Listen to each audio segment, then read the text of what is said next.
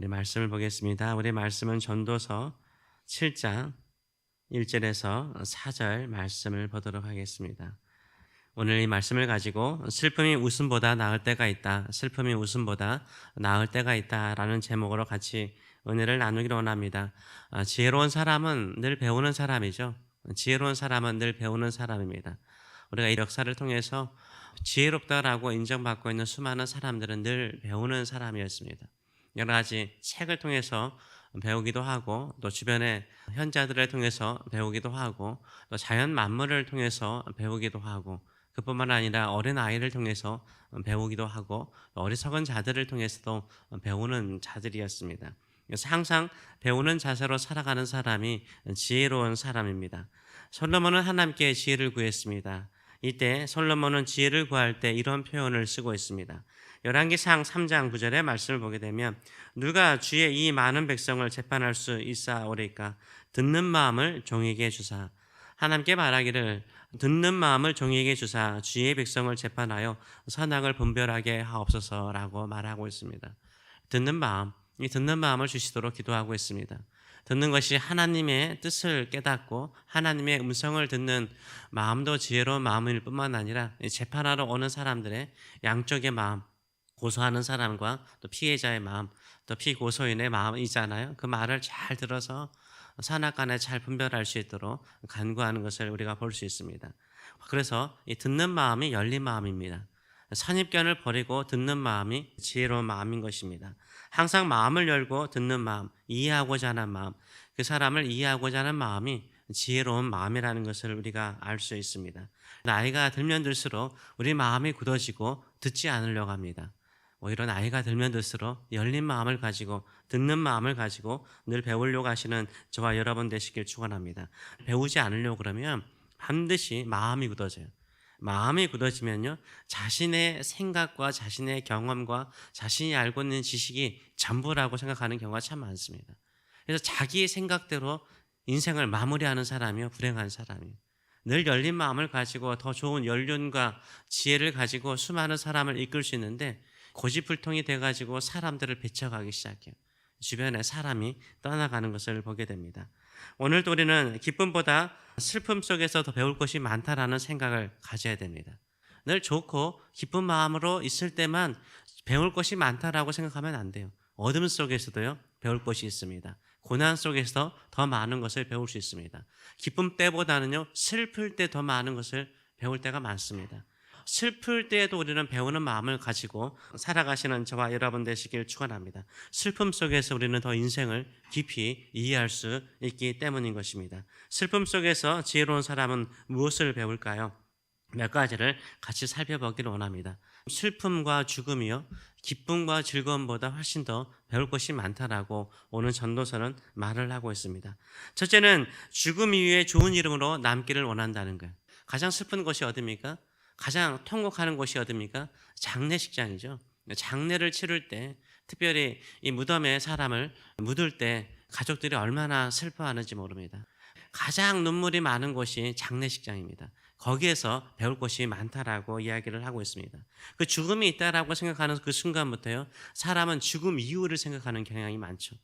죽음 이외에 자신의 이름이 좋은 이름으로 남는 것을 소원하시는 저와 여러분 되시길 축원합니다. 1절의 말씀을 보게 되면 좋은 이름이 좋은 기름보다 낫고 죽는 날에 출생하는 날보다 낫다라고 설명을 하고 있습니다. 좋은 기름은 물질적으로 부요함이나 성공적인 인생을 말하는 거죠. 부유롭게, 풍요롭게 또 성공적인 인생을 사는 좋은 기름과 같은 인생을 말하고 있습니다. 그래서 기쁜 일이죠. 너 출생하는 날은 무엇입니까? 아이가 집안에 태어나면요, 거기에 뭐가 있어요? 기쁨이 있죠. 기쁨이 있죠. 아이가 태어나고 그 아이 때문에 즐거워하는 집안의 분위기, 그렇잖아요. 아이 때문에 즐거워하는 집안의 분위기를 느낄 수 있지 않습니까? 그래서 아이가 태어나는 그 출생의 날의 그 기쁨, 그리고 모든 것이 풍요롭고 성공할 때 사람들이 기뻐하는 기쁨. 근데 그것보다 좋은 것이 좋은 기름보다 좋은 이름이 낫고 출생하는 날보다 죽는 날이 낫대요. 왜 그럴까요? 이것을 좋은 이름을 죽는 날과 같이 대치를 이루고 있기 때문에 같이 생각하는 것은 무엇입니까? 죽고 난 이후에 좋은 이름을 남기는 것이 복이 있다라고 이야기를 하고 있어요. 우리 마음에 인생에 슬픔이 있으면 언제 슬퍼하는 것입니까? 내가 이 땅에 살아있을 때 일이 안 되는 것으로 너무나 슬퍼요. 괴로워요. 내가 죽고 난 이후에 후세들에게 나의 이름이 어떻게 알려지는가를 생각하지 않습니다. 그래서 우리는 죽고 난 이후에 나의 이름이 사람들에게 어떻게 평가되어지는가를 생각할 필요가 있습니다. 내가 죽고 난 이후에 가족들의 마음속에 내 이름이 사라져버려요. 내가 죽고 난 이후에 내 친구들이라든가 나와 함께 신앙생활을 했던 사람들의 마음속에서 내 이름이 사라져버려요. 그럼 헛된 인생을 산 거나 마찬가지죠.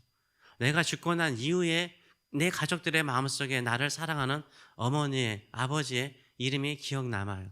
같이 신앙생활했던 모든 사람들이 내가 죽고 난 이후에요, 내 이름이 늘 기억에 남아요.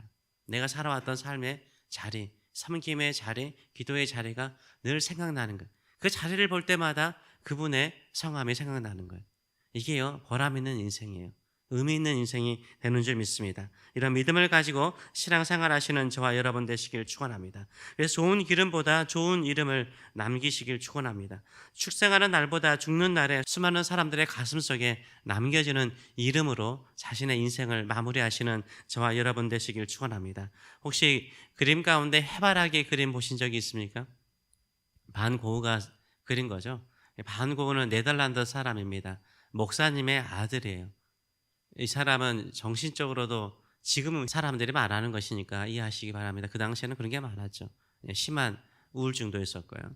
많은 갈등을 했죠. 처음부터 화가로서 유명해진 사람도 아니었습니다. 목사가 되고 싶어가지고 탄광촌에 가서 1년 동안 인턴십을 했죠. 목사로서. 근데요, 그 교단에서 목사의 자격이 안 된다고 안수를 해주지 않았어요. 실패자죠. 그래서 그림을 그리기 시작하죠. 화랑에서 일하면서 그림을 그리기 시작하죠. 죽을 때까지요, 인생 그렇게 편하지 않았어요. 근데 그 그림 가운데 초본들은 대부분이요, 탄광촌에서 그 고생하는 사람들 있잖아요. 그 고생하는 사람들을 그렸어요, 습작으로. 그 그림을 배경으로 해서 사람들의 마음을 깊이 이해하는 사람이 되었어요. 그래서 그림을 보면 뭔가 우리의 슬픔이라든가 힘든 것들을 잘 아름답게 표현해 주는 것을 반 고흐의 작품들을 통해서 우리가 느낄 수 있습니다. 그 사람은 죽을 때까지 알려진 사람은 아니었어요. 죽고 난 이후에 그의 그림에서 드러나는 인간의 마음들, 표현해주는 그 모든 그림들이 수많은 사람들의 마음을 이루어가고 있지 않습니까? 마찬가지입니다. 우리의 인생에 걸어가는 길이 반고흐처럼 실패하는 인생이요, 슬픔의 인생이요, 내 뜻대로 이루어지지 않는 인생, 사람에게 인정받지 않는 인생일 수 있습니다. 우리가 믿음으로써 살아갈 때 하나님께서 아름다운 이름으로 우리를 만들어 주실 줄 믿습니다. 이런 믿음을 가지고 죽고 난 이후에 더 빛나는 이름으로, 믿음의 사람으로 인정받는 저와 여러분 되시길 축원합니다. 둘째로는 지혜로운 사람은 늘 죽음을 명심한다, 죽음을 생각한다라고 말을 하고 있습니다. 이전의 말씀을 보게 되면 소상집에 가는 것이 잔치집에 가는 것보다 나으니 모든 사람의 끝이 다 이와 같다라고 말하고 있어요. 모든 사람의 끝이 다 죽는다라고 말하고 있습니다. 그래서 산자는 이것을 그의 마음에 둘지어다. 그의 마음에 죽음이 있다는 것을 늘 기억하라라고 말을 하고 있습니다. 그래서 우리는 잔치집에는 가지 못하더라도 초상집에 가라는 말은 하고 있습니다. 물론 상을 당하는 사람들을 위로하기 위한 것일 뿐만 아니라 내 자신의 마음의 자세를 돌아보기 위한 거예요. 내 삶이 영원하지 않다는 거, 내가 이 땅에 살아가는 삶이 영원하지 않다는 것을 늘 기억하면서 어느 하루의 삶을, 어느 하루의 시간을 소중하게 여길 수 있는 마음을 가지게 되는 것입니다. 그래서 그 유명한 말이 있지 않습니까? 라틴어로 모멘토 모리, 죽음을 생각하라. 죽음을 생각하라. 이 로마에서 쓰는 말이잖아요. 로마에서 전쟁에서 나와서 전리품을 가지고 개선하는 개선 장군이 이 로마에 입성하여 행렬을 할 때 사람들이 외친다고 그러잖아요. 모멘토 모리, 모멘토 모리. 죽음을 생각하라, 죽음을 생각하라. 지금 당장은 당신이 성공하고 승리하고 생명을 얻어서 이 전리품을 가져왔지만 당신도 죽을 수가 있다. 늘 기억하라 라고 말하면서 겸손하게 만들었다고 하지 않습니까? 마찬가지입니다. 우리 인생도요, 늘 즐겁고 환한 것만 생각하지 마시고 즐거울수록 환할수록요, 죽음을 늘 생각하시는 저와 여러분 되시길 축원합니다. 한국 사람들은 이상하게 죽음 이야기하면 되게 재수 없다라고 생각해요. 죽음 이야기하면 재수 없어, 무슨 불행한 일이 일어나지 않을까, 이런 생각을 할 때가 많아요. 아니에요. 교회 옆에 뭐가 있습니까? 무덤이 있잖아요. 무덤 있잖아요. 무덤 하면 왜 무덤이 여기 있어? 집 주변에 왜 무덤이 있어? 이렇게 이야기하잖아요. 저는 외국에 살면서 좋은 것이 이거라고 생각을 해요. 또 교회 옆에도 무덤이 있는 것이 좋다고 생각을 해요. 늘 죽음을 생각해야만요 인생을요 가치 있게 살아요. 믿음으로 살아가는 줄 믿습니다. 지혜자는요 즐거운 잔치에서 지혜를 얻는 것이 아니라 초상집에서 죽음을 생각하면서 지혜를 얻는 줄 믿습니다. 이런 마음을 가지고 살아가시는 저와 여러분 되시길 축원합니다. 그래서 사전은 이렇게 말합니다. 지혜자의 마음은 항상 어디에 있냐면 초상집에 있대요. 지혜자의 마음은 초상집에 있을 때 우매한 자의 마음은 혼인집에 있다라고 말하고 있어요. 즐거움만 추구한다라고 말을 하고 있습니다. 셋째로 지혜로운 사람은 슬픔을 유익하게 만든다라고 말하고 있어요. 슬픔을 유익하게 생각한다라고 말하고 있습니다. 우리는 슬퍼하면 매우 부정적인 것으로 생각을 해요. 슬픔은 부정적인 것이다라고 생각을 해요. 그러나 너무 슬퍼서 우는 그 눈물이요 결국은요 우리 마음을 씻어요. 우리 삶을 씻어버려요. 회개의 눈물을 흘리잖아요. 슬퍼할 때요 회개하잖아요. 우리 찬양했잖아요. 성령의 오사. 회개하는 마음 주시면요 뭘로 채워지죠? 성령으로 채워지죠. 충만해지는 것을 우리가 알 수 있습니다. 웃다 보면요 기쁘다 보면요 사람들이 오만방자해져요. 너무 기쁜 일만 있으면요 오만방자해져요. 교만해지고요. 여러분도 알다시피요 햇살이 제일 많은 곳이 어디입니까? 사막이죠. 구름 한 점 없고 햇살만 있는 곳은 어디예요? 사막이죠. 사막화 돼버립니다. 우리가 너무 즐거운 일만 있으면 결국은요 우리 마음도요 사막화 돼버려요.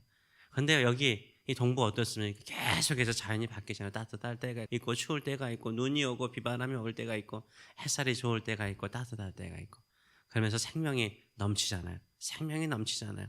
기쁠 때만 모든 생명이 넘치는 게 아니에요. 슬플 때에도 수많은 열매와 수많은 유익이 있는 줄 믿습니다. 그래서 슬픔을 부정적으로 생각하지 마세요. 우울한 것을 너무 부정적으로 생각하지 마세요. 수많은 문학 작품들은요 우울증을 가지고 있는 사람들을 통해서 만들어진 작품들이 많아요. 이게 나쁘다고 생각하면 계속해서 나를 늪으로 끌고 가죠.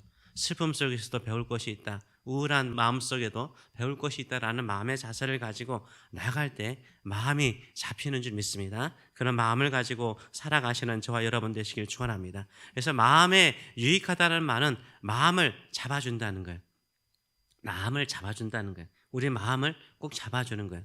성도는요 다르죠. 마음이 슬프고요 힘들 때는 누구를 잡죠? 하나님 잡지 않아요?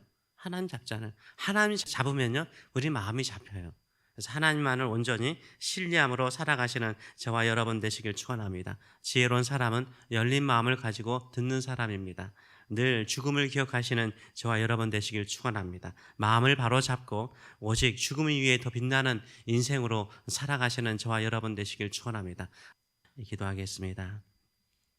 살아계신 하나님 아버지, 우리는 모든 것을 통해서 배우기를 원합니다. 하나님께서 펼쳐주신 인생, 기쁜 일도 있고 슬픈 일도 있고 괴로운 일도 있고 또 감사할 일도 성공적인 일도 있습니다.